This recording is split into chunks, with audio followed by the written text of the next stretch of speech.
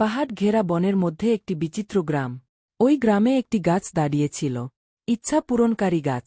Wishing tree নামে পরিচিত ছিল। এর শাখাগুলি আকাশের দিকে প্রসারিত, ঝিলমিল পাতায় সজ্জিত, যা তারার মতো ঝকঝকে। লোককথা ছিল যে উইশিং ট্রি জাদুকরী ক্ষমতার অধিকারী। এই জাদুকরী গাছ মনের ইচ্ছা পূরণ করতে পারে।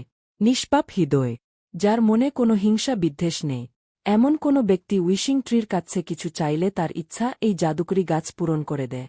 একদিন এক মায়াবী সকালে লিলি নামের একটি মেয়ে বনের মধ্যে দিয়ে ঘুরে বেড়াচ্ছিল। ঘুরতে ঘুরতে লিলি দেখতে পেল অপরূপ সৌন্দর্যে একটি গাছ। লিলি ছিল একটি কৌতূহলী মেয়ে। উইশিং ট্রির সৌন্দর্যে কৌতূহলী হয়ে লিলি তার হাত বাড়িয়ে জাদুকরী গাছের কাটা শাখা স্পর্শ করল, তাকে বিস্মিত করে। উইশিং ট্রি নরম ও সুরেলা কণ্ঠে বলে উঠল, স্বাগত তরুণ ভ্রমণকারী, তোমার গভীর ইচ্ছা কি? লিলির চোখে মুখে বিস্ময়, আশাপূর্ণ একটি হাসি দিয়ে লিলি তার ইচ্ছাকে ঝরঝরে পাতায় ফিসফিস করে বলল। লিলি তার ভয়কে কাটিয়ে উঠতে চায় এবং গ্রামের বাইরের পৃথিবীকে ঘুরে দেখার সাহস চেয়ে জাদুকরী গাছের কাছে উইশ করল।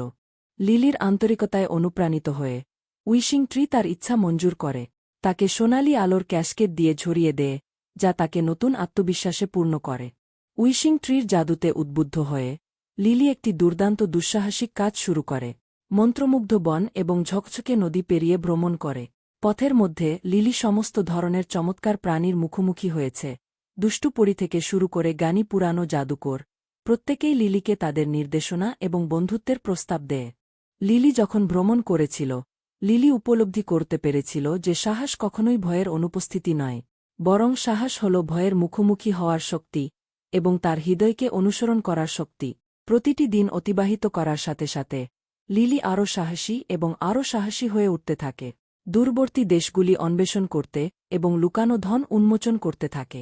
কিন্তু যখন লিলির যাত্রার সমাপ্তি ঘটল, লিলি বুঝতে পেরেছিল যে সত্যিকারের জাদু বিশ্বের বিস্ময়ের মধ্যে নয়, বরং সে তার যাত্রাপথে যে সংযোগগুলি তৈরি করেছিল এবং সে তার যাত্রাপথে যে স্মৃতিগুলি তৈরি করেছিল তার মধ্যে লুকিয়ে রয়েছে। গ্রামে ফিরে লিলি তার দুঃসাহসিক কাজের গল্পগুলি বাচ্চাদের সাথে শেয়ার করেছিল, যারা উইশিং ট্রির চারপাশে জড়ো হয়েছিল। বাচ্চারা লিলির গল্প শুনে বিস্ময় এবং আনন্দিত হয়েছিল। যদিও লিলির যাত্রা শেষ হয়ে গেছে, লিলি জানতেন যে উইশিং ট্রির জাদু চিরকাল তাদের মনের মধ্যে বেঁচে থাকবে, যারা স্বপ্ন দেখার সাহস করে এবং ইচ্ছার শক্তিতে বিশ্বাস করে। আর তাই জাদুকরী গাছের ঝলমলে পাতা আজও মিটমিট করে তারার মাঝে।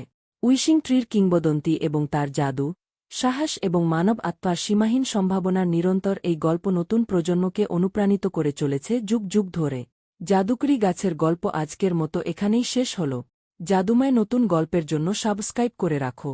আবার কথা হবে নতুন গল্পে।